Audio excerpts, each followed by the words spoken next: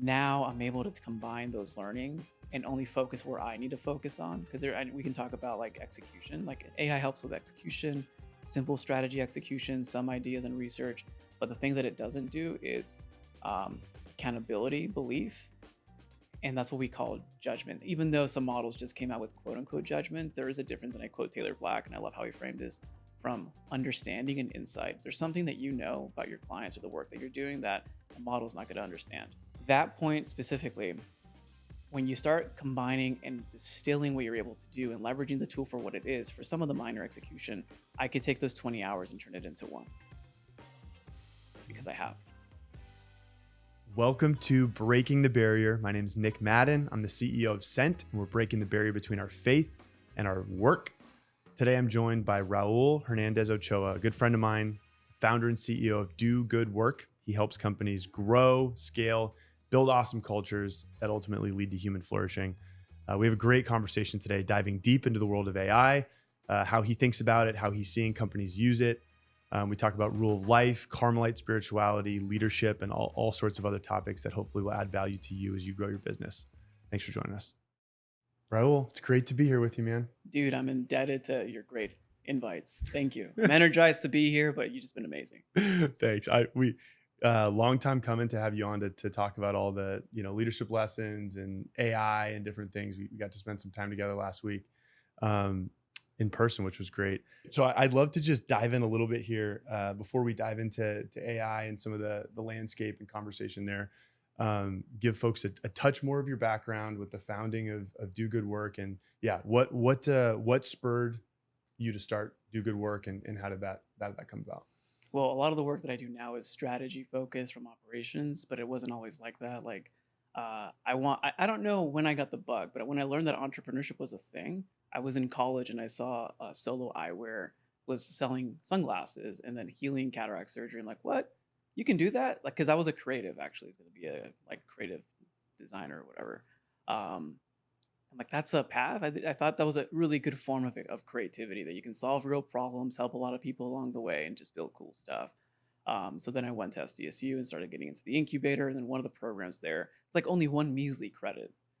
One credit. Like school was not that hard, but it was one credit, but it was the best experience ever. Lavin program, Mr. Lavin endowed it with his expertise and also mentors. And then we had access to people that you shouldn't be getting access to in college, and just seeing behind closed door boardrooms, conversations that aren't recorded on podcasts, like what it actually took. Yeah. Or even one of the professors like would joke, like one of the professors, kid was professor, but he built like the first $1 billion integrated marketing agency in the world. But he would joke, like, if these knuckleheads can figure it out, you guys can figure it out. So it kind of gives you some encouragement. Yeah. So I was in the incubator, starting, failing companies, and then just figuring that out. But from college, I wanted to build a company. So I was working full time. Like, I thankfully was able to put myself through college. We didn't grow up very well off. And then from there, I had this passion or the dream. I would wake up at 3 or 4 a.m., work on a business, go if I could make it to daily mass, go to my banking job, then in the evenings date my now wife, and then try to reset it all over. The only thing that I would add now that I didn't do then is work out more. Mm-hmm. So that's just one key thing. But I always wanted to build, and we were trying to start a software company within an online community. We were like communicating with people from Skype back in the Skype days, figuring out like what is the product to build. Part of the process, you talk to a lot of business owners. We talk to business owners, they tell you, here's my problem. A lot of the issues were marketing and sales. Like, oh, let me figure out this marketing and sales thing. We started an agency. Long story short, got out of the day job. Mm-hmm. And I partnered with a friend that I never met in person in Brooklyn. So it was a New York-based company.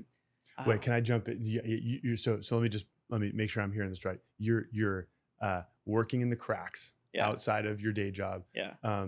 Pretty eyes wide open to look for problems, and are just hearing again and again from business owners their problem is we need more marketing, we need more sales. Everyone apparently wants to make more money now. Yeah. Oh, weird. Okay. Apparently that's a thing.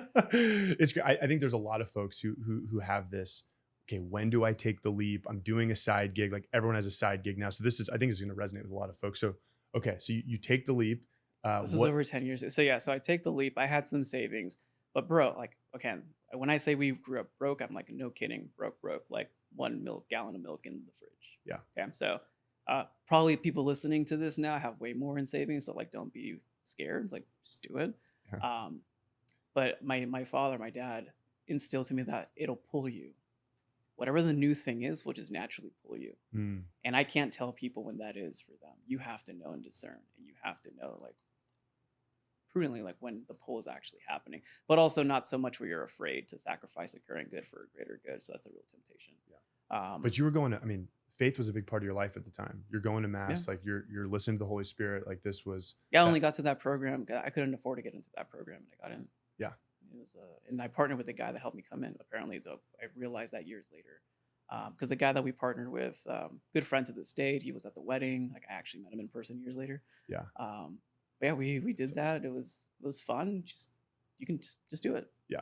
Because there's something about a holy pull. Like if you're trying to abide in the Spirit and you're feeling pulled to something, that's a different sort of pull, maybe than just I can't wait to make more money. Where's my next place to make money? Yeah, it wasn't more than that. It was like an obvious thing. Also, like I'm pretty dumb, and God usually makes it obvious.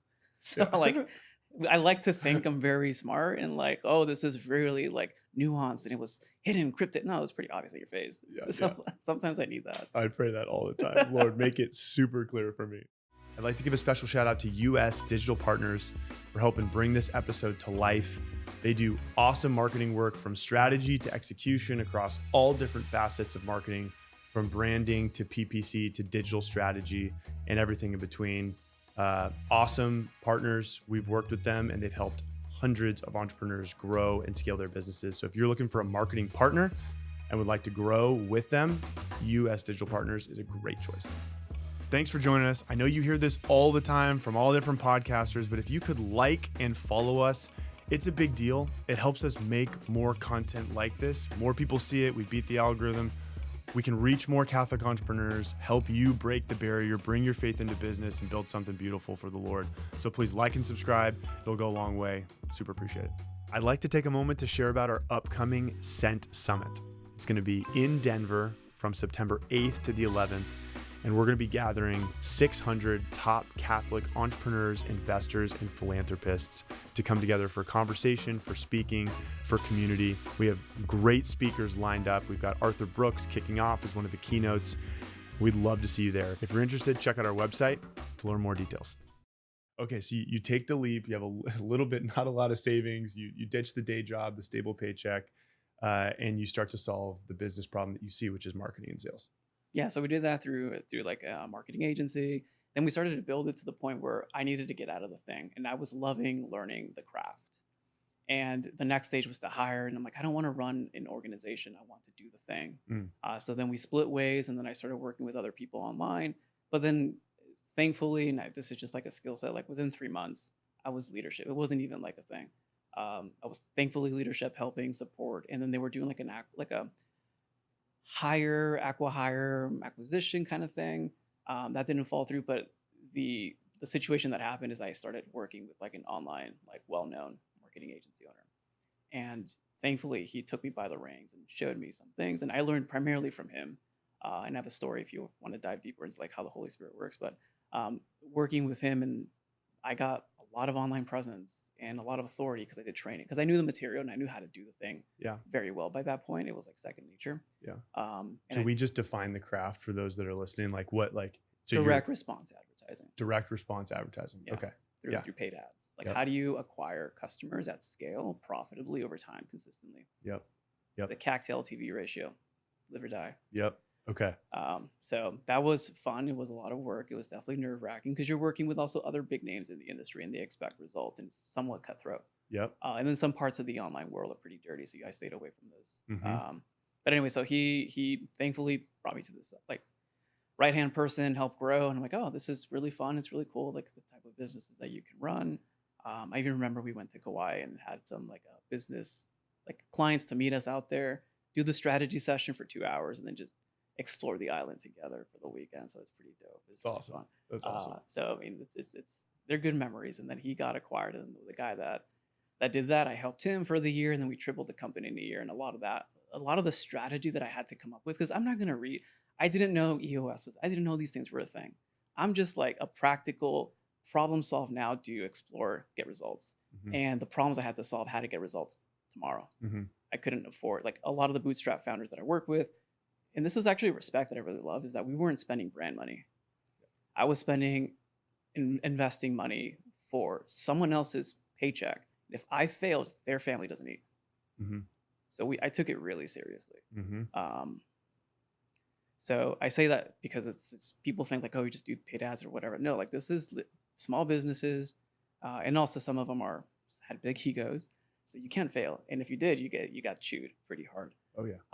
So you got to get creative. And how do you get creative with sales and persuasion? So, but anyways, we tripled in a year. And then I had a mentor at the time, and he told me, dude, you should write a book. I'm like, why should I write a book? It's like, you did something that was pretty cool. We went from like 7 to 21 people. I don't want to share the revenue number because I respect the transparency, but it was multi-millions, and we tripled that, almost tripled in 13 months, so a year.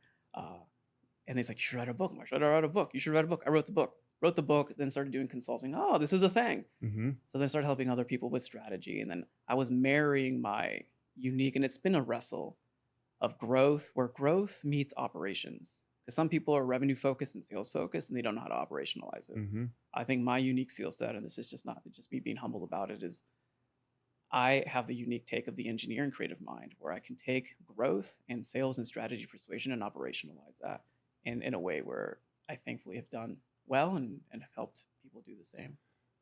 I love that, because I've often said it's like 3 legs of a stool.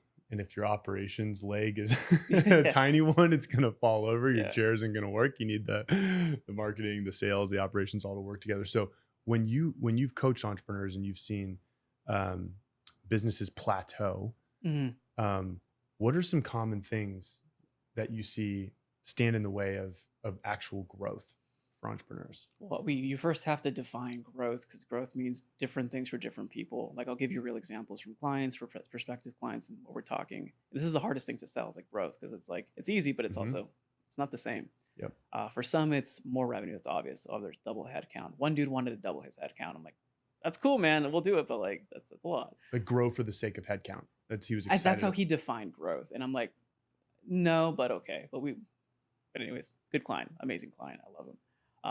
Others were more revenue. Others were same revenue, less time in business.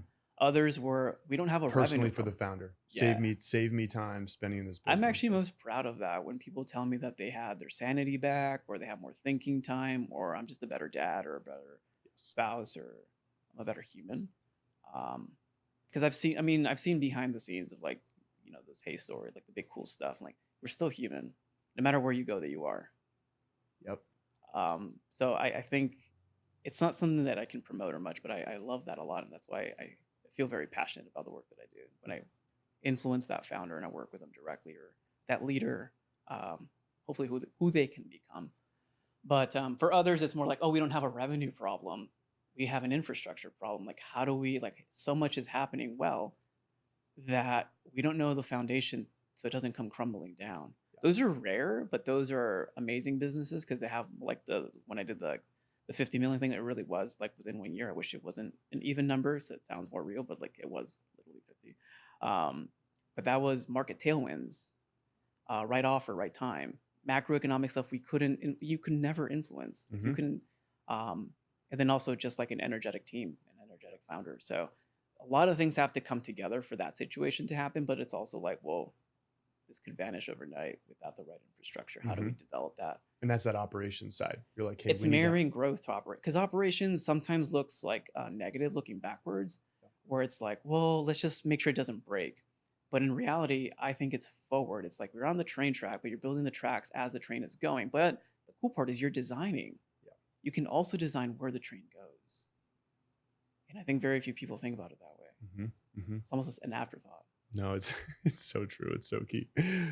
So getting the definition of growth really clear. Hey, you're working with someone. What does growth actually mean?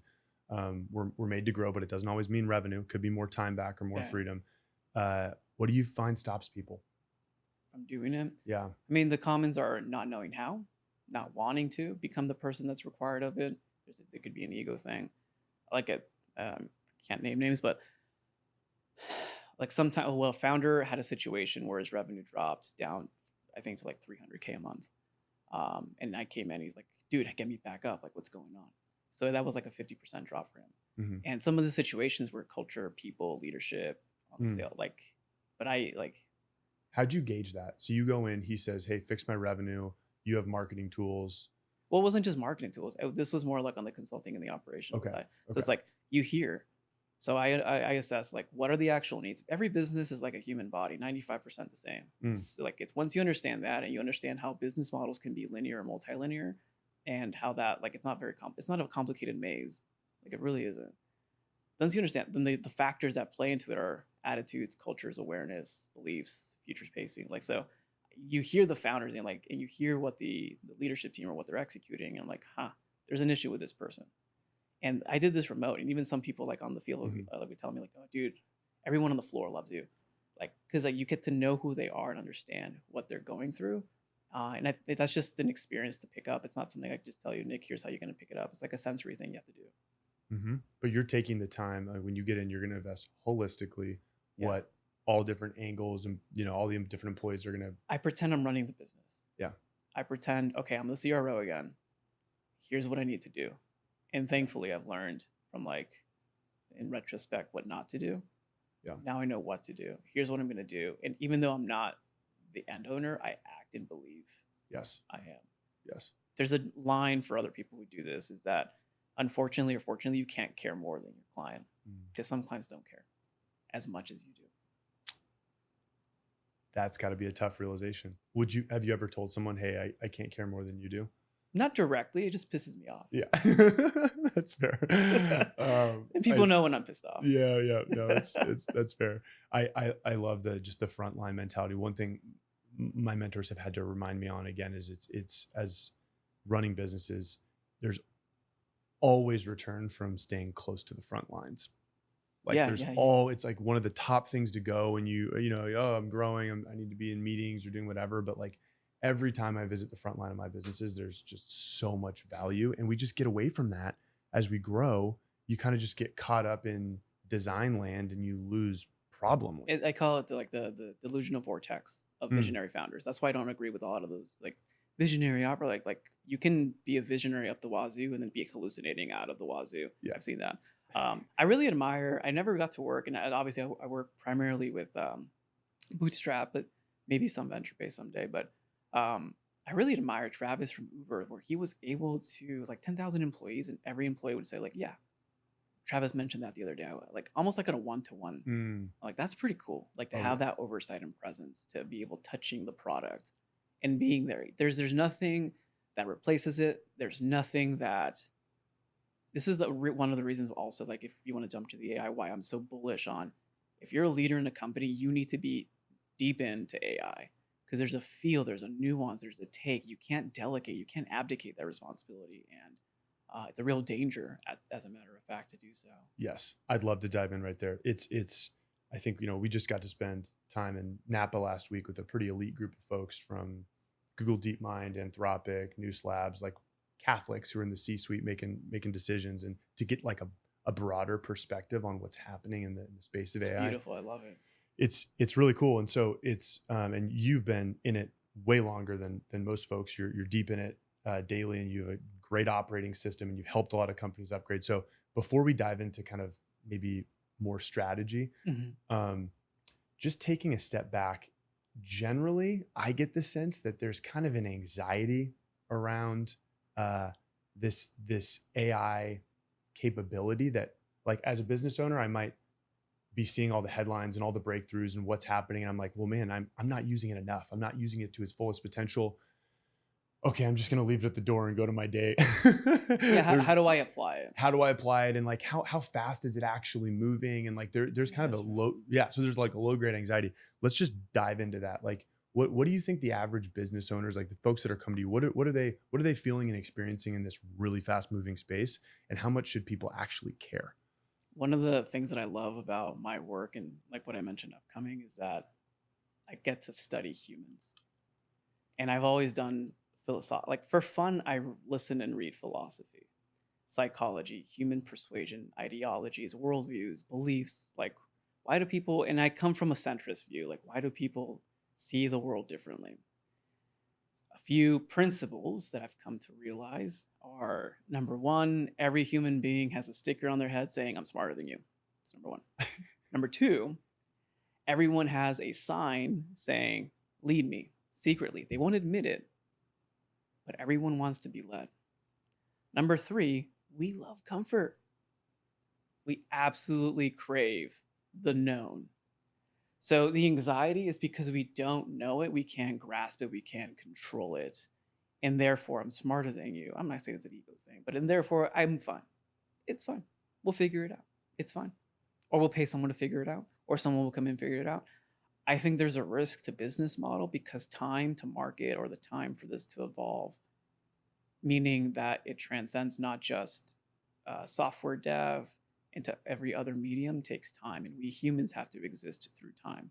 But if you actually see, maybe if it's first principles and see how the cascading effects over time, you'll see that it will affect you.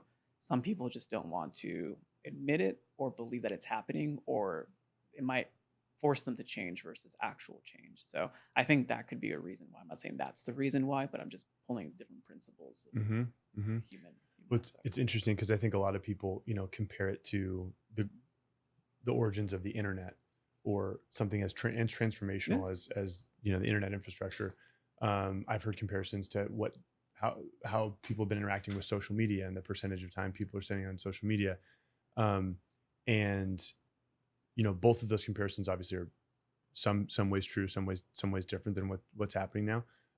But a lot of folks say, oh, I'm going to be able to find somebody who's the expert, and I'm going to be able to hire that person who's a specialist, or I need to find somebody who's a tech person to bring into my business. And that's fine. But what you're saying is distinctly different. You're saying, hey, as the owner, it's closer to the internet than it is to social media. Like you need to have a way of looking at the world that's with this new what changes foundational tool. So, I mean, even if you want to stay in the visionary lens, like you can visualize what changes. How does it affect it? How does it affect your competitors?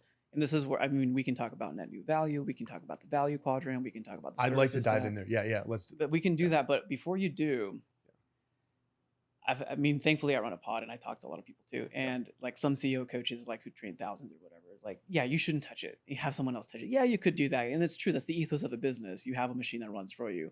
But I think you need to have your AI moment. Even for the dude who was writing for the College of Bishops, the bishop. What was his name? Father Matthew? No, the other one from Father Oklahoma Ambrose? City. Oh, Archbishop Coakley? Yeah. So he's amazing. But I encouraged him after the talk, like, please read. I need you to have someone pay for your subscription, and I need you to dive in. You need to experience it. You need to feel what it's like. You need to see those synapses have to move for you. And it's very important to do so. And then from there, you can retrospect. Now, the issue here is some people become doomers or like afraid of it, which is a reality that can happen. Like once you get over that hump, it goes like this. Mm-hmm. I'm an optimist. It's my Pascal's wager. Like I can be the pessimist or an optimist. The best thing to do is be an optimist. But so when you think about that, then we look about business model, how it's going to affect you, and will you be forced to change or have to change? So let me know where you want to start. Like, I think there's different work that's going to be evolved from this, and how work is going to happen in organizations, especially from my experience working with services or labor-based, like people who sell ideas, thoughts, or services or manifestations of their IP. Mm-hmm. That's the world that I come from. So I thought deeply about that. How you get a price, how you price now about that, and how you create net new value, what that new value actually looks like. That's the most exciting. Yeah. I'd like to maybe hit that last point here, because one of the things that you've shared with me on multiple times, I've seen on your podcast, but that really clicked, was if we see AI as an efficiency gain engine and it's cost reduction or effort reduction, as a business owner, I'm tempted to put that in finance, operations, cost reduction category, like the mental model. But you're saying, no, we have to think about it in terms of value creation. Mm-hmm. Like think about it in terms of the actual value that we're creating for our end users, which becomes visionary, which becomes multidisciplinary, which is like becomes addicting. Yeah, it's a fun. Work is now addictive. Yeah, it's a fun, creative exercise. So let's maybe just net new value is how you phrase it. So like, if I got that right. So what, like, maybe just paint that picture for, can you give just a couple of examples? Because Yeah. people listening to this can be like, okay, What does that mean? yeah, what does that It's mean? edgy. Yeah, just get to like a few examples. Yeah, one of the things, I'm not a theorist, and everything that I give out or produce, I've either done or helped do. Yeah. So let's just put it that way. Hopefully, not too much theory here. I think there's 3 stages with any technology, specifically that is productivity or efficiency gains. AI is one of them. The thing with AI now is that it enables us to hit stage 3, which is net new, which is what you couldn't do before without the capability. The first stage is automation. Automation's been here, I don't know, longer than you and I have been alive. Mm-hmm. All right, so automation is not new, but you can now use automation and do some fancy footwork with AI and whatever. Cool, cute, great. Get the money back, get the time savings back, great. The second one is augmentation, where now, and realistically, like I've been able to produce. So in the past, so I started leveraging or playing around with AI in 23, and I got real serious late 24, into 25, meaning I'm investing to figure this out. If I were to do, let's say I do a strategy for a client and it takes me 20 hours, 25 hours. In the past, with AI, I'd still take the 25 hours, but could do 2 to 3x more. Now I'm able to combine those learnings and only focus where I need to focus on, because we can talk about like execution. Like AI helps with execution, simple strategy execution, some ideas and research, but the things that it doesn't do is accountability, belief, and that's what we call judgment. Even though some models just came out with quote unquote judgment, there is a difference, and I quote Taylor Black, and I love how he framed this, from understanding and insight. There's something that you know about your clients or the work that you're doing that a model is not going to understand, because you know it to be true. You know it to be true based on all the peripheral sensory experiences and the different ways that you collect data for yourself and how we can transcend reality. Anyways, so there's that. That point specifically, when you start combining and distilling what you're able to do and leveraging the tool for what it is, for some of the minor execution, I could take those 20 hours and turn it into 1, because I have. Mm-hmm. And you'd think, well, that's, can you curse here, crappy work? That's crappy work for 20 hours. Like, no, dude, like, you don't understand. It's not the code, it's not the LLM, it's the harness. And if you build the ecosystem based on your IP, you can actually deliver greater value. So that those 20 hours now become like 50 to 80 for a client. And I can now condense it into 1 to 3 hours, because I'm focused on the real movers. It's not the thing, it's what I do with the thing. And that's where the services stack comes in. I think the thing that makes it beautiful of humans working with humans, because that's how the economy works, is that I can instill a belief in you of what the future can look like, and you can believe me about that future. Then we both co-create that future together by the behaviors and belief. AI can't do that. I focus there. I focus on that shared vision, that shared belief. So that's like what AI can't do in the limitations. That's still augmentation. But augmentation is beautiful, man. Do you have an example of like so that's for you personally being able to harness the capabilities of the learnings in these tools and apply them and save your workflows massive amounts of time and put you on the highest leverage stuff? Do you have any examples from a client's perspective? You're like, hey, I've seen them get to the augmentation level and be able to. Only tech leading clients, like forward leading clients. Yeah. I mean, they already do it without. The thing is, the work to be done isn't new. You're just pointing your tokens to very important problems. For some, it's for the database build. For others, like they're working with clients to launch their internal apps and then go to market with those apps, not just paying, hey, build me an app. Yep. So they're actually co-launching or creating new things with the app. So you have to be tech forward to adopt this. In other instances, it'll be like for lead gen in the past, like a lot of agencies would sell, here's the leads. When I was working with a global manufacturer, it was like, okay, well, the tariffs are happening right now. What are we going to do? Because they were selling $5 to $20 million contracts. So 6 to 12 month sales cycles. Yep. Who do we talk to? How do we reach it? In the past, an offer, like like companies sell, here's the leads, and they charge you 10 grand or whatever for the leads. That's not what matters anymore. Like I was able to distill, because again, doing it by hand, knowing what works, like here's who you're going to reach out to specifically because of these reasons. Here's specifically who you're going to reach out to, why you're going to reach out to, how you're going to reach out to them, based on everything that we know about them, which is a cross distillation of multiple factors. So that me reaching out to them or you reaching out to them is an act of service. Yeah. So much so that strategy is super simple. And like one of the guys I was working with gets board meetings because it's relevant and timely. But that's another example. Like that by itself in the past used to be a huge offer. Now it's like I condensed that to a series of 12 different agents. Yes. Just that's still augmentation, but that's not where net new value comes through. Augmentation, I think, is a beautiful thing. And I think if you can allow your team to do so, you'll buy back time, you'll be able to have more thinking, and you'll focus on the deeper problems. But net new value comes through when you take that extra time and then help a client go to done finished further, faster, better, or with higher quality than you could before. And that's where I think the real strategic play comes through, where you're identifying what is my actual value prop. Mm-hmm. I used to take client, like I think of like in my mind, like the first triathlon race, like a sprint, the finish line, like you sprint through the finish line. But I feel like some people or some companies or services can only take a client to finished. But now, like, how can I take them to finished and then to the beer garden or further? Or Mm-hmm. how can I actually give them the Uber ride home? Or how can I give them like keep going? How could you keep adding value beyond just finished? Mm-hmm. And that's where I think that's where net new value lives. Yeah. Have you seen that come to life in any ways that are exciting? Yeah, I mean, for me personally, like I was mentioning, Yeah. being able to focus on the belief side. For a few clients, like I mentioned earlier, not just hey, can you do this thing or build this app for me? It was like okay, cool, we can do this. Maybe we can do an equity split, maybe we can do something else in regards to going to market with it, or maybe we can actually co-launch this, or maybe I just build apps and have a portfolio. It's like that's a real thing. Mm-hmm. But that's an option because there's four new ways that I see that pricing happens, and a lot of people right now are leaning on what I call like value quadrant one, which is the margin play. Mm-hmm. In the B2B space. Yeah, the margin play where we have efficiency, Yep. we have gains, our margins are fat. Let's just raise prices and keep doing the same work. Yep. And that's happening more than I thought because they want to capture the market. Because time horizon for this, usually with the new technologies like 6 years, I think this is going to be 18 months to three years.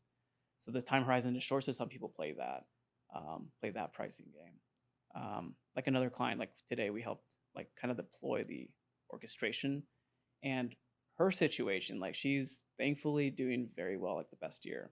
I helped her like with some of the sales stuff and closed some of the bigger deals that she has in her business. But now her net new value is going to be packaging the IP and then potentially licensing that at a greater scale so that they don't have to be there to deliver the value. But they can still help clients go further. Or another dude who's a big name in the coaching space. This is again still some augmentation. Sounds cheesy, but dude, it works. Creating a avatar coach version of it so that when you perform the cohorts, you can do one to many, but also one to many lesson. And then from there, one-on-one pairing with another group member, and then one-on-one coaching with an AI avatar on that specific thing. Then going back to your group members, so stickiness and learning can be applied, so you can deploy it in the field immediately. Mm-hmm. So again, that's net new value, time condensing. So that 1 hour would replace maybe 3 weeks of a traditional cohort. Mm-hmm. Mm-hmm. No, it's really a creative possibility set, and as I'm asking just for examples to kind of spark those creative juices. Tell me if this is net new value. So one of the businesses I run, as you know, is an entertainment business. And so we see a lot of people, tens of thousands of people a week on these various products. And I was trying to think of a way to get our frontline team to not hate AI. There's a lot of people. That's a culture thing though. It's totally a cultural thing. But, and I was thinking, okay, well, the efficiency gain conversations interesting for a business owner because you're not going to be spending as much money and you can, go further, but I'm kicking dominoes in that sense of logic. The only way to really get somebody excited is to help further our mission with some sense of adding value. Is like, hey, wait, tell me if this fits your definition of net new value. Cause I was just playing with very simple frontline strategy. Right now our teams at our escape room locations, they check guests in before their experience. And we have like 8 tabs pulled up typically between the different check-in things and all this stuff at the front desk. And I want to really be excellent at hospitality, like Ritz-Carlton, like our father Abraham, just like above and beyond, standing up for people, greeting them. So I wanted to create a simple system that pulled together all of the factors that we know about this person and be able to welcome them by name with their history and know other things that maybe delight them so that we could weave in things to the experience that might delight that organizer, say it's their birthday or say they're coming for a family event, and have that prompted really, really cleanly for our front desk. That's So pretty cool. would that fall into this definition of I like think because value creation? your product is experience, and your stickiness rate is like churn or recurring revenue is based on the experience. So yeah, it would be. Again, I primarily work with a lot of services or people that sell the IP. So in a way, it still influences the business model, but that's a pretty cool way because you're really sneaky with all your experiences. I know that. But even here's another good example. Like one of my dudes focuses on like video and like creating beautiful experiences through visual storytelling. Yeah. Even some from live events and whatever. Yeah. And it's like, well, dude, a lot of my clients are like, they have mission campaigns and all this stuff. It's like, how can I help them there? How can we like really go deeper? So like I help co-create a thing for him, which essentially it's like, you want to know your donors? Here's the people to talk to. Mm-hmm. Like it's almost like a way where you're able to get the funding you need. Mm-hmm. This dude focused originally on video. Mm-hmm. Now he's able to go full cycle from video to events to experiences to why don't we just also help with your donor marketing campaigns and stuff like that, like to get the funding that you need. Mm-hmm. So it's looking at your prospective niche, who you're serving, what do they actually need, but then it's a choice. Do you want to serve that need or not? And do you want to address it in a way that you can now, or you don't have to? It's not a mandatory thing. Yeah. Do I recommend it? Absolutely. Yeah. Because if you won't, someone else will. Like almost guaranteed. Someone's going to get clever and just do it. Yeah. In terms of people understanding the, just one principle I'm taking as you share that is you can get to know people so much more deeply, more quickly. Just That's with a way. Yeah. So like as you're as I'm watching your mind like unpack how you're adding value, you're like, okay, wait a minute. We can actually know more about the people that we serve. We can actually we can do 10x more research behind prospecting somebody so that what we're actually delivering them is a very hyper tailored message at the right time. Or even just a list. Here are the actual donors we want to market based on who you actually know, based on your demographic and like your geographic. Yeah. It would behoove you not to reach out to them and ask for a donation.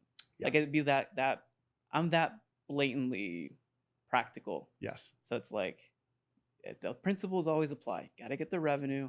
Got to cycle that through. Got to grow the LTV. Got to grow the client relationship. Got to be a good human and extend that through your culture, your team. Yeah. Like businesses aren't very hard, but you do have to be obsessed. Okay, so like the guy from Hallow, was it Alessandro? Yeah, Alessandro. Yeah. So he gave us a really good example. It sounds like simple, like we have more time on customer support, but what is he doing with that net new time? He's outbound calling. Yeah. He's outbound calling, and I'm like, okay, for some it's like whatever, but for others like. It's a $60 a year subscription and you're outbound calling. Brilliant. I mean, if you don't understand like where that comes through, like we're trying to create businesses that are lifelong, that are irreplicable. Yes. Yes. That's it. I mean, honestly, I think the folks at Hello are doing a pretty textbook job at thinking about value creation. Yeah. Using it's about the end user. What do they actually need? Yeah. And do we care enough to meet it? And they're outbound calling, just for folks that were in the room, they're outbound calling folks to check in on their prayer life. And if they churned or if they didn't set up, yeah, or if they didn't onboard correctly. How are you doing? I mean, what a gift. And then people are like, why are you calling me for that? That's weird. No one ever, thank you. Is that right? Totally. No, it's next level. It's honestly it. So I'm a business owner. I see and I hear these, efficiencies here is augmentation, net new value creation. And I've maybe dabbled a little bit, let's say 6 months ago. Yeah. I was playing around with chat and I was doing some basic research and I was like, oh, this is cool for research. Can you just give a sense of the pace of the technological growth? Like maybe with you've been deep in this work every week. I know you're spending millions in tokens, like you're really deep in it. So how would you describe the pace of change? And for those that said, oh, I tried it a year ago and it's not just for me, what would you say? Yeah, I mean, I think it depends on your perspective. There's also a lot of media and culture in the US saying that it's bad, stay back kind of deal. I don't do that. We're gonna get it from a Catholic perspective here in a second, like what distinguishes. Yeah, I would just focus. So, I mean, I think we have been doing and being in the weeds. It also helps having a friend or a colleague. Like, thankfully, to Sen, I met Thad from Fuzati, and Thad is just been like a thought partner. We just shoot the crap via text and like, hey, what I'm building this, doing that. And we're like, there's a wave, there's a cultural wave. I remember being in Twitter in 2012 and riding the cultural wave and figuring out what's going on, what's at the tip of the tongue of everyone, what's the thought of them, like, and I like that. But now with the technology to do that, I remember there was a season when I would consume about 3 hours worth of content, definitely on 3x speed, because it was just so fast, so much every day. And I sometimes woke up with cortisol thinking, I wish we weren't in the acceleration, but we are in the acceleration and it's not slowing down. So I had to get comfortable with that for a while. But it also helps having colleagues or friends who are actually in the know, who aren't like AI backwards and AI forwards. And Thad has been an amazing friend for that, just introducing me to some, like, here's some GitHub repos you should think about, or here's some ideas. And thankfully seeing like some of the answers, or even reading the encyclical and knowing like it's not about AI, but it is about AI. So I'm not sure if that answers your question directly. It told me, you basically, like, if I'm playing it back, you found an AI buddy, like someone that you can actually like talk to about this. It was a guy. But it's intentional. You're investing time into it. You're going back and forth. Like, I think a lot of people are trying to do this on an island, and that's kind of, you can. It's kind of brutal. That was the coolest thing about Napo, is that it validated a lot of the ideas and the conversations that I was able to have with definitely people much smarter than me and more experienced. It would be like, wow, we're arriving at the same conclusions. Yeah. And it's validating, but it's also, we're not doing this alone, and the future's not written. Yeah, 100%. And so we're midway through 2026 right now, and from at least the folks I've talked to, it's safe to say that, let's call it Q1 this year, there were some pretty serious breakthroughs in a lot of the models. Yeah, February, March. Yeah. February, yeah, right. So, that's safe to say. Hey, if you haven't given it a real, you need your aha moment. Yeah, if you haven't given an aha moment a chance since March of this year, you're behind. You're behind, and it's time to do it. And this is hard because once you're in it, so I slowly graduated. Now I live, thankfully, in the terminal. Shout out to Thad. But once you graduate and understand what's going on and what's happening, the learning curve isn't linear. It truly is an exponential learning curve. And it's happening at such a fast pace. It's like conscious competence. Like, I'm terrible at teaching people how it feels to drive a car. How does it feel like driving a car? I don't know. That's how it feels like with AI. I can't tell people, here's how it feels like. You just have to go do it and spend the time and the money to do it. But I have no time. Okay, well, I mean, you that's your choice. Yeah. Yeah. And like what you're saying is that let's just take the next step as a business owner. Like, just get into some of these models. For me, the AI moment was with Claude, and understanding what's the Opus moment. Exactly. And just like, now it's the Kimmy moment. Yeah. And it's okay. What are these things capable of? What are simple things I do in my day? Let's get really practical with what my business actually does and actually providing value. Before you do that, I would focus on, so there's 3 things that I care about, and I love Noose's new Hermes? Rebellion to tyrants is obedience to God. I love the rebellion. Dude, I'm so in. No, it's great. It's great. Oh, man. But rebellion to tyrants is obedience to God. Yeah, I mean, that's just worth. Yeah. I mean, so here, I was telling this to a client today. So you have a Claude subscription. Yes, I do. So you're paying them to give them your data. Yes, I am. For the right for you to extract and use that data later. For you to, so I kind of am. I kind of storing my data there, and I'm paying every month so I can use my own data. Right? Shouldn't we own that? So there's 3 components. You want to own your data. If that's local, if you self-host, you can talk to some people we know. You want to own your data. The second is the models. Yeah, now, who should we talk to? If we want to own our own data, who should we talk to? Yeah, our boy John. Yep, John at Patmos. Yeah, love it. Our boy John. He has no hot takes. He's amazing. Then the second is the model. Now, the model you don't technically own. And I think John actually gave me a good paradigm shift. It's like, why do you think that that's hard? So I started thinking more about that. And, we will be able to have our own model and our own AI agent on our phone. I don't think it's now. Maybe it's 3 months from now, 6 months from now. But you do want to start thinking about, how am I not model dependent or vendor dependent? And then also, what data am I giving to each model? And then where is the model hosted? That's what you can control right now. Or you can be crazy like me and then just buy. I'm buying computers again, man. Hmm. Who buys hardware? Yeah. It's like cool again. You and John. Yeah. Well, Yeah. he buys way more than I do. Yeah. And then the third is the harness or your runtime. And I think this is where I've been obsessing over because I've solved my own problems. Yeah. Can you explain the harness for, yeah. It's essentially code that makes your LLMs better. Okay. So, I mean, it's cool because I built custom for myself, for my kind of company, for what I need, its own custom harness. And apparently it's useful to other people. So just, I'm deploying it slowly with some clients that it makes sense for them to have. For others, it doesn't make sense because it's just too much. I mean, there's trade-offs. But the harness essentially like it lives local on the computer. I own it. I design it. It's the orchestrator. Think of it like a restaurant. Like your chef is the frontier model, but the chef isn't the restaurant. You can design your restaurant, what you cook in it, the types of chefs, the types of soups, the types of meals that you cook. You also have a health code you have to follow, so you can actually design what laws exist in your kitchen, Mm-hmm. so that no matter what the agents or the cooks want to do, they have to abide by that health code. Who cares what they think? There's also quality assurance, and I also baked into it like 9 points of human flourishing. Yeah. So that it actually does what I want it to. Because that's a big deal. I mean, just tossing that out there, like human flourishing is actually a huge not maybe the motivator behind your excitement around AI and vision of the future. Yeah, because you can create hard rules around it, not just remember this because memory is flaky. So there's multiple components of it. There's obviously the agents, the memories, the orchestrator, the hooks, which are the like reactions. Then there's laws or rules, or they call it gates. Yeah. It just depends which model you're using. Can you give a few examples of the human flourishing? The human flourishing. Yeah, there's 9 components points in the harness. Yeah, there's 9 points to it. Just off the top of my head, like it doesn't cut corners. It focuses on the relationship versus just if it's easier to cut corners and screw the other person, it won't do that. It doesn't agree with you. I tell it to argue against me for the truth.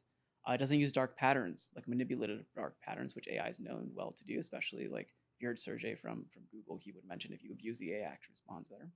But I also like tailors if you actually include the Virgin Mary image of the Blessed Mother in the prompt, it actually performs better. And more moral. You told me that. That was pretty wild. Well, Taylor told me that. I'm like, whoa, Taylor, that's awesome. Yeah, if you, it's like there's actual research happening right now if you include the Virgin Mary in the prompt, this is not just like small, like these are global companies that say, oh, if you do this, this happens. Like, now we're getting really philosophical and like theological. And true, it's our Blessed Mother. I mean, awesome. Yeah, the second highest person. So there's all these components that I wanted to because I don't want to remember it, and plus my prompts are lazy. I'm like, get things done now. Like when I work with AI now, it's like you spin a plate and then you start another one and you start another one. So I have like 9 plates spinning and I just context switch. It's like a different addictive way, caffeine heavy way to work now, but you're able to accomplish in some days. And this is again depending on who you are. Which you like on a good day, I could do 9 to 13 things on a good day. With a lot of time. Now it could be like 30 to up to 80 things. And because you've built this harness that you trust that has these guardrails. What's local? I own the data. I own my artifacts. I can port it.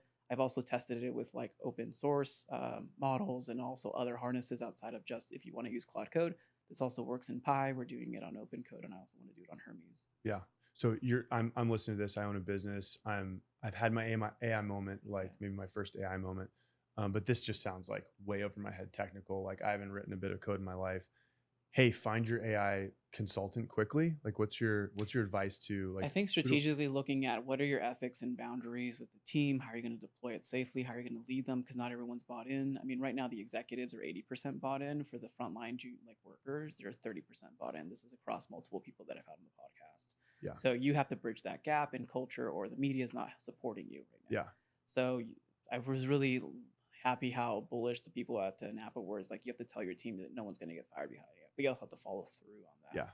Yeah. But when we pulled the room, like so Alessandro goes up there from Hallow and he gives I think a case study on saying that hey we had a behind the scenes on AI. No one's getting fired. Jeff Bartlett said the same thing from Walmart. Like they're not firing people. Different from Amazon. They laid off 10% of their workforce. Yeah. But we pulled the room. And that's not a statement that people have. Because you have to stand by it. You got to stand by it. It's not a statement it's not easy that owners are making yet. Because if you have stakeholders, you also have to like, well, how do I? You got to walk the walk. Yeah, like this is like okay, shareholder returns, and then So there's different. You have different bosses. Well, it's that, but I think your framework is so good here because around net new value, if the biggest vision you have is cost savings and You have no efficiency, vision then you can't tell your people You're not that a you're not gonna, visionary. yeah, you're not gonna let You're people, telling me that's your vision? Like, you're no visionary. yeah, and you can't tell your people that and promise that you're not gonna let people go. Yeah. Because then you should let people go if your biggest vision is cost savings. But if it comes with, here's the value we're creating and here's where you're going, and customer service agent inbound, you now are making outbound calls. Oh, wait, now you can actually say you're not going to let people go because you have the vision for how you're going to skate to a better future. You might even have anecdotal data, like friends. Like, we have friends Yeah. that are not business owners Correct. who got fired. Yep. 3 months later, got rehired, same company. Yep. Why? Because they realize that net new gains and margins and efficiencies are like breathing. Yes. Cool, you can breathe. Great. Now what? That's right.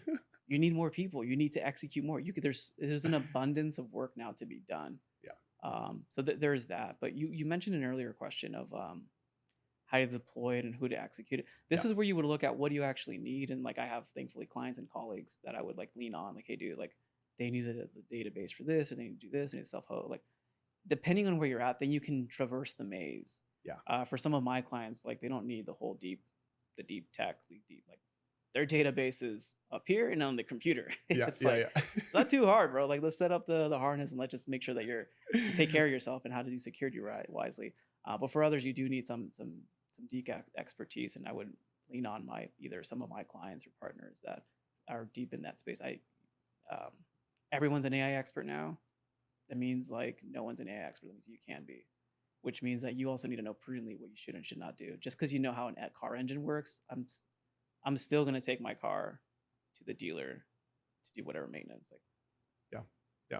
Why? Well, and I appreciate you like just being clear that, hey, you're an expert in some things, but you have a big network of people that you could go to. So if folks listening to this are like, yeah, actually that resonates, are you open to them reaching out and asking for? Yeah. It depends what you need and depends on the setup. Even some, like, I won't name names, but like even at the Napa is like, yeah, I want to set up deploy, but I don't know how to give it access to my data and all this. I'm like, oh, dude, just connect X, Y, and Z. And if you need this, talk to this person and that person. Yeah. It's just like crossing the maze and figuring it out.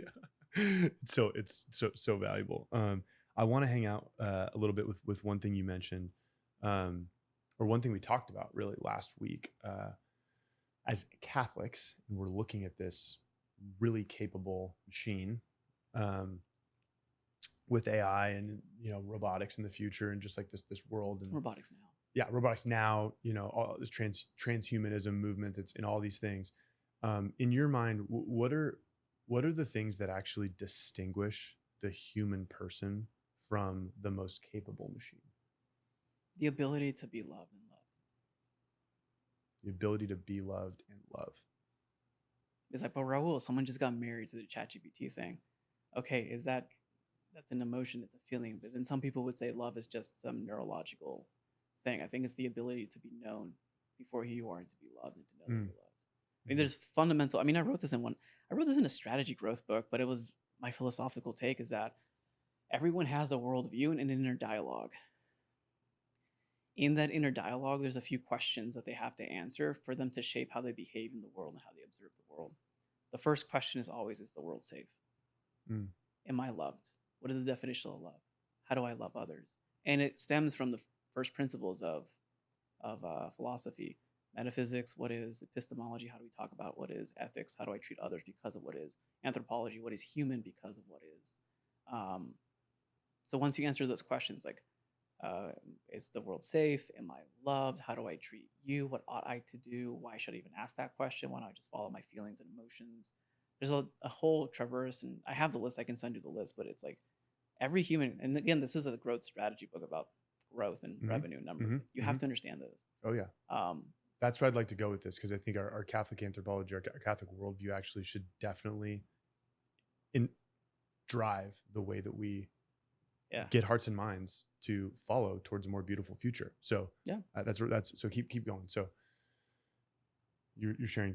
So the questions that people answer. For questions people answer. Yeah. First up. Yeah. So that they answer all those questions. Safe? Like, how do they make decisions? Are they analytical? Are they more safe? Do they make bullish decisions? Are they the life of the party? Are they, there's different characteristics that makes us who we are. There's different quirks, and you can self-identify and measure and see that. But these are all questions of the mind that either are formed by you or by someone else.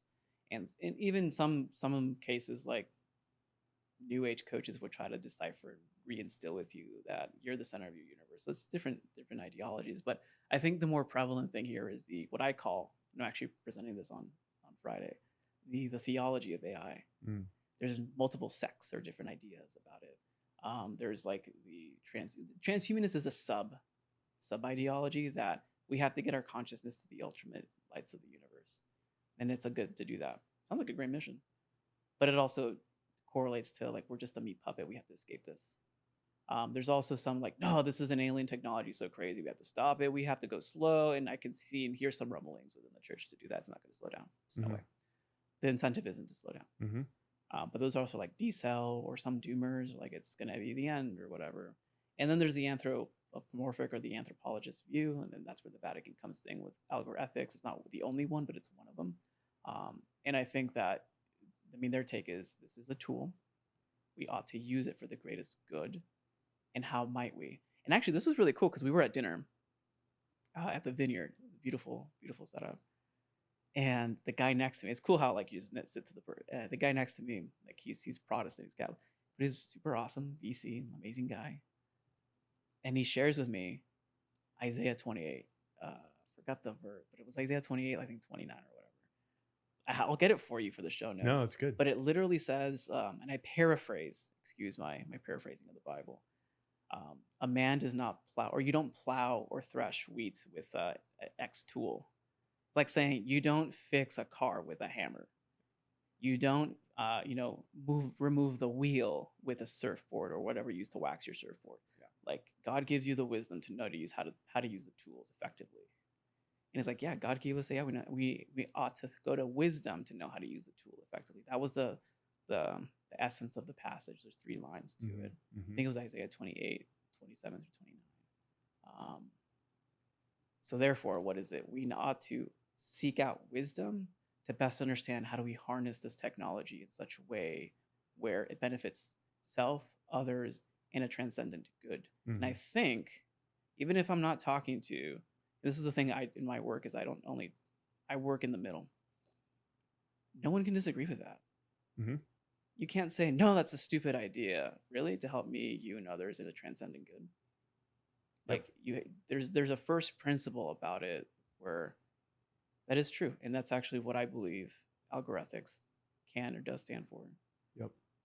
Yeah. One of the things, just double clicking on that, one of the things I've held to as a principle as it pertains to AI is it should be leading us to deeper communion with real people. Like your frame here is like, okay, AI can't love or be loved because it's not a person, even though we see a lot of language out there that's pretty confusing. Personifying technology. We've always done that with like the her or like the sex robots, and like that's a thing, but also like it's not a thing. It's for us as Catholics, like we shouldn't confuse the two. Like no matter what society says language is, like this thing is not a person.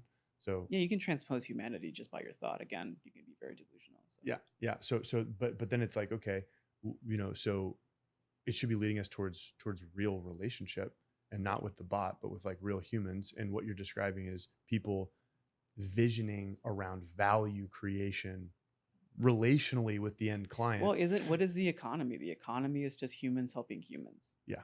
Every single day, I forgot the number, but every single day, I think it's close to 300,000 Americans die or something like that. Every single day, someone's dying. Every single day, someone's being born. Every single day, someone's transacting the economy. Every single day, there's a heartbeat to the world. There's a heartbeat to the universe. There's microcosms that we can like respond to and see. And there's also like the macro, and they all have synonymous things. There's a cycle here. And when you look at the technology, just because it's new, we want to say, oh, this is the new thing. And it's like, maybe it is. Maybe it's pretty transcendent and pretty cool what you're able to do, because now you're able to peak. I think we're now questioning consciousness even further, because now it's like, oh, is this how the Big Bang was? You just thought it into existence, which is kind of cool. If it's probably like a 1% peak of like a bigger idea of what consciousness is, which we don't know what it is, isn't that amazing? But even you saying it should lead us to relation, I think that's an opinion, because it shouldn't do anything. It's we hold our personal will and power to decide how we leverage or harness or use or implement for the greater good of the other person. I like that the basic principle, and I think this was, I won't quote the guy, but I like that I'm a dude. You go to work and then you get what you earn. Take care of your family, love your family, grow your family. Do that in community, that becomes a community. And I think you can restore community through doing that. And I think that's the basic essence principle of community. That's the market economy. I help you get what you want, and I can help get what I want. And that's actually the biggest um, simple but transformative educational pieces that I ever learned from Zig is that you can get anything you ever want if you help enough other people get what they want. So the question is, what do you want? Mm-hmm, mm-hmm. No, I love it. I think it's important that, right? You mentioned the encyclical as being like a key, I don't know, resource for guiding how we think about this tool. Yeah. I think it's the greatest evangelization moment for Christians because people are looking around pretty confused on. We're looking who everyone has a sign in their forehead saying, lead us. Yeah. And then we also learned that some leaders lie. And then we also learned that, hey, getting a mortgage and getting into debt for going to school and not having a crappy job is a lie. What else is being lied to? There's a big change in culture. There's a lot of things that are happening. Yeah. But I think, I mean, what did you want to dive into the encyclical with? Well, no, I was just going to say that it's for folks who are looking for more guidance around how should Catholics think about this emerging technology and larger than just AI, but there's a good amount on AI. The encyclical is a great resource. It's a good starting point. Like it's a good starting point. We have a first American Pope who spent a lot of time in reflection, reading and reflecting on all the scripture from the church, teachings of the church, other papal encyclicals. Yeah, it's a huge wealth of knowledge. I want to respond to that because I heard this is good that you're doing the pod because there was a hot take in another very popular podcast about the original Pope Leo XIII's encyclical about like, well, the Industrial Revolution helped us so much so. Look at the economy. Look how amazing. You can't measure success in a culture by the economy. Yeah. Because then that would avoid all the work that Don Bosco did for the boys who were like starving to death or dying and being manipulated. And some of the ramifications like we have like labor unions today because employers sometimes don't play justly for their workers. Like it's kind of stupid, but like, it happens. So I think you need to look at what is break down to the family unit as a result of leaving the economy that was the basic unit. Part of it, the home. Yeah. There's a lot of ramifications where you need to understand, again, what does growth look like? What does growth mean? What does success mean? What does winning the AI race? No one's defined what winning the AI race is. Yeah. No one's defined what that looks like. So I would look at it from a multifaceted implications. So second to third order consequences. What are the implications to the human, to you, to the anthropology, to your humanity, to other people, to your community, to your work, to your employees, to your employers, to the social good, to the common good? Why care about the common good?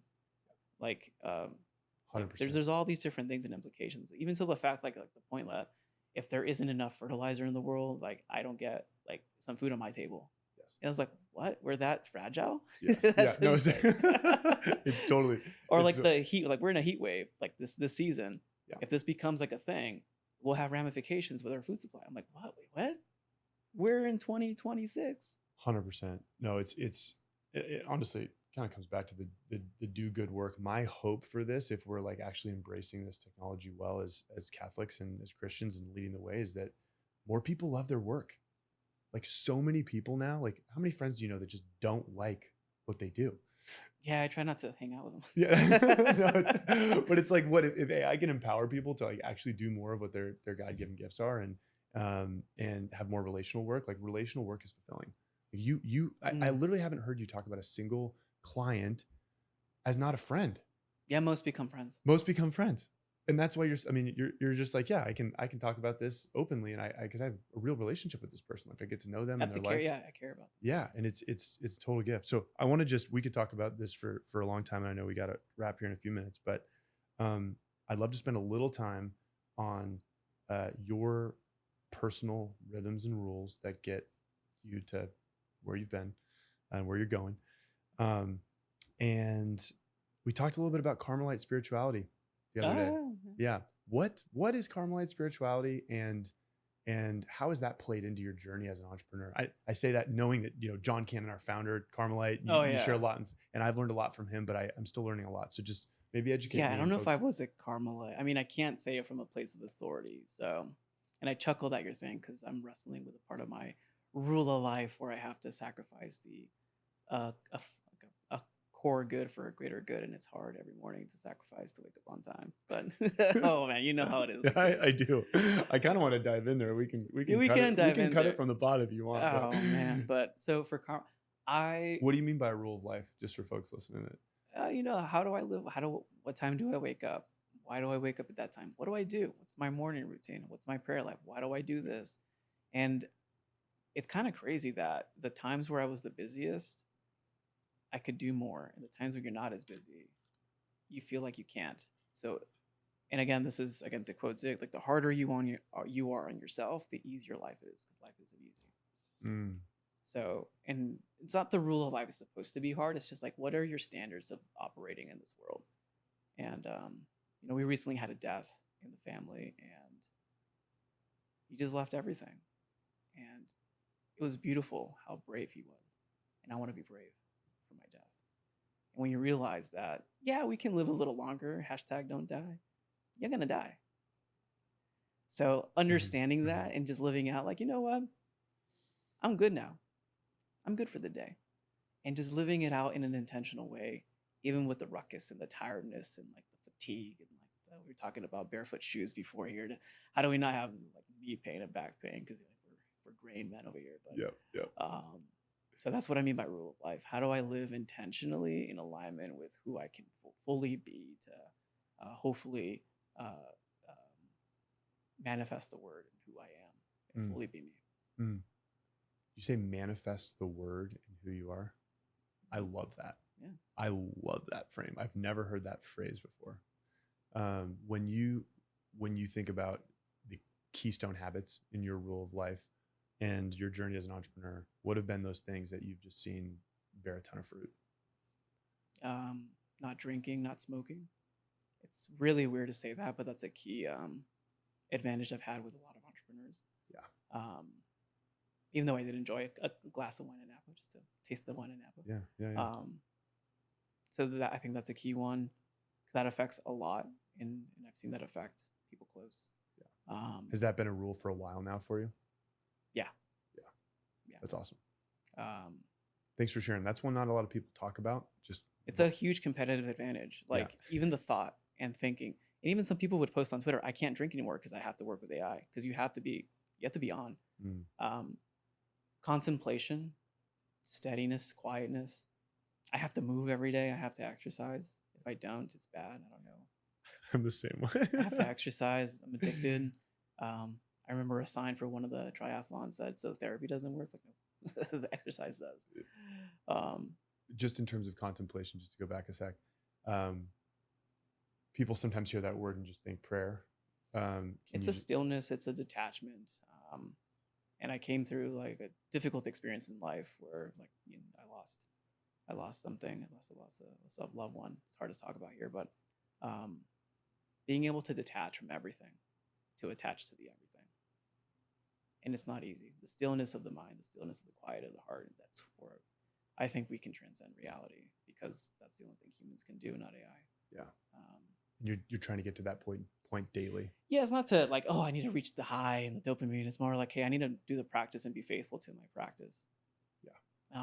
So that I have a nice morning routine. I just start early. I like to work out. I like to listen to something encouraging in the morning, not because of what is said, but the ideas that I get because of it. Yes. As a primer to creative thought. Yeah, as a primer to creative thought. Plus, you feel good and you're energized, and like there's, you can choose glass half full or glass half empty. I choose the whole glass. Yeah. So there's that. What else? Family time. I now have to bake in lunchtime because I don't know if you're like me. You can work 12 hours and have fun. So I have to prime myself to eat lunch, even if it's at 2 or 3 o'clock. Yep. Family time, mass time, adoration time. What else? Evening time now with the family. Kids will teach you to have an evening routine. So they've taught me. Do you work from home? Yeah. What do you do to give mental space or physical space for your evening time? I've always worked from home. Yeah. I've always worked remote. When people say remote work is hard, it's true. It's hard. Not everyone can do it. Mm-hmm. And I'm not saying I'm better than anyone at remote work, but I've only grown. I've only grown remote teams. Yeah, all remote.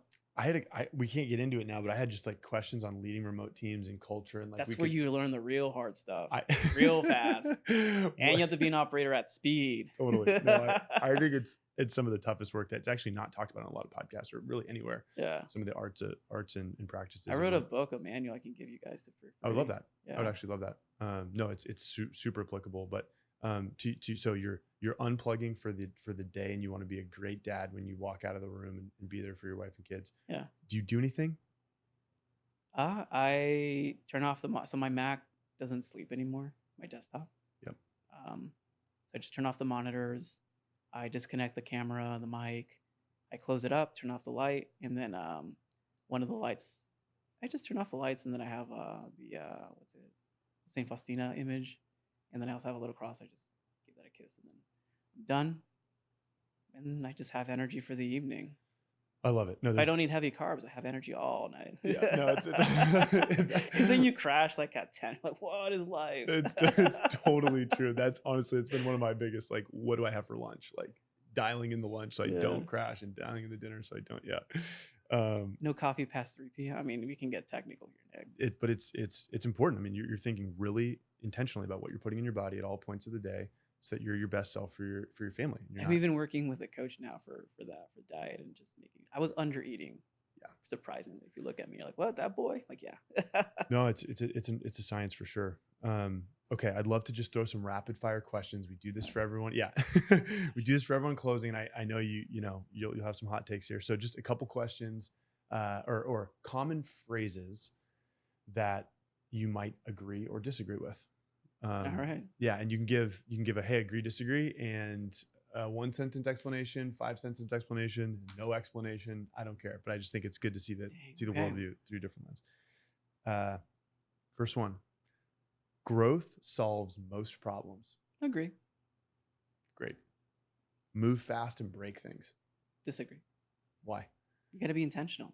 You can't just break things. You got to break the right things. If you want something done right, do it yourself. Disagree. Oh, okay. That's a poor leadership. Great. What would you, did you come to that understanding over time, or did you see that pretty quickly? I don't have any missing teeth, but I've been punched in the face quite a few times. Okay. That's great. You have to sacrifice to build a great company. It sacrifices a daily thing for humanity. So yeah, technically you do. Like so the thing that I'm wrestling with is I have to wake up early, and then sometimes I don't want to sacrifice the objective good or the common, like the simple good in front of me for the greater good. And I know when I do that, it does affect the flow of the day. Not that I'm like schmoozing in and like going super late, but it's also like, dude, I woke up an hour later, like it's not good. Yeah. 90 minutes later, it's not good. Even though my coach tells me you got to sleep like 8 or 9 hours, like, bro, I got kids. Yeah, I was gonna say, are you getting 8 hours? Nope. Okay. Okay, so sometimes I do, but anyways, one of the things teach me your ways, because I'm at 7 and I feel great if I'm between 7 and 7.5. I feel amazing, 6.5, 7. Okay. Yeah, but apparently, anyways, we can debate this. But one of the things that I learned, and I think are very powerful, is that like I started a devotion to St. Michael, and that there's stuff beyond just physical, and the ultimate evil through like a revelation of an exorcist priest was deceives the world that they can't let go of the immediate good for the greater good. They have to hold on to it. And if that's the deception I'm trying to find in my life, carefully, I'm not perfect. Where am I holding on to the lesser good and not wanting to give it up for a greater good? Because that's a deception. It's the ultimate deception. It's a great frame. I'm just thinking of all the places I'm doing it now. No, we all do. So it's also like I'm going through it in real time. Yeah. Hire slow, fire fast. I would agree. Fire super fast. Yeah. As a CEO, you should always project confidence. Disagree. You should also be vulnerable. Okay. Have you seen that go well? Absolutely. Yeah. You have, I think, a confidence about you, but I've just seen you be super real, and I bet you that's why a lot of people can trust you. I hope. Yeah. It's great. Just being who I am. It's good. It's good, man. All right, last one. People are our greatest asset. I don't think people are assets. It's They're our funny. greatest strength. Okay. I love it. I've gotten that answer once before. Yeah. When you hear asset, you think of something that's, It's an asset class that I trade. yeah, right. No, it's Nah, great. it's not. Greatest strength. I think so. Yeah. Love that. So if you're talking today to a bunch of folks listening who are building businesses, who are building families, who are in the arena that are kind of just getting beat up, any words of encouragement or challenge, or like, what would you want to say to those people? If you're getting beat up, it's difficult, you're going through it. Honestly, you've made it this far, just keep going.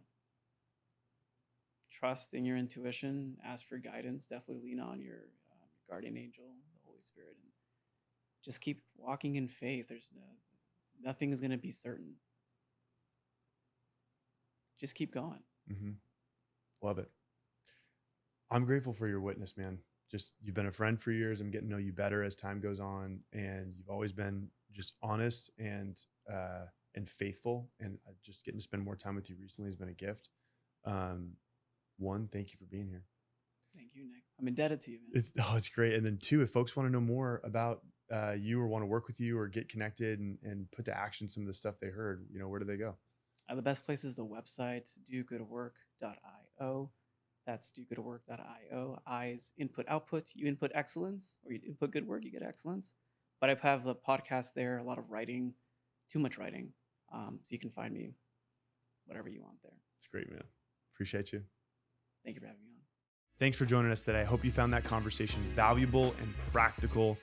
If you would like to see more content like this, if you could like and subscribe, follow us, that'll help us beat the algorithm, reach more people, and create more content that adds value to you and your world as you build.